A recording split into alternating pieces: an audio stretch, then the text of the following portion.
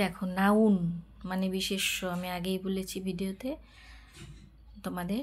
দেখো নাউন আজকে আলোচনা করব কমন নাউন, মানে সাধারণ বিষয় বা জিনিস বোঝাতে কমন কথাটা ব্যবহার করি। যেমন হচ্ছে boy, girl, tree, teacher, river, man, fan, etcetera, মানে ইত্যাদি। হ্যাঁ, সাধারণ বিষয়, কারো নাম ধরে নয়।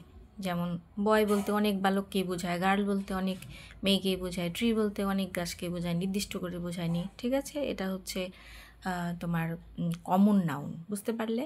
আর দেখো প্রপার মানে নির্দিষ্ট বিষয়, বস্তু বা জিনিস বোঝাতে সেটা হবে। যেমন রাজু, কোনো একজন হচ্ছে ছেলের নাম, সে হচ্ছে তার নাম রাজু, তাহলে নির্দিষ্ট করে বলছে। এখানে বয় বললে আগেরটাতে এই যে কমনে দেখো বয় বলতে সব বালকদের বোঝায়, কিন্তু রাজু নির্দিষ্ট করে কোনো একজনের নামকে বোঝায়।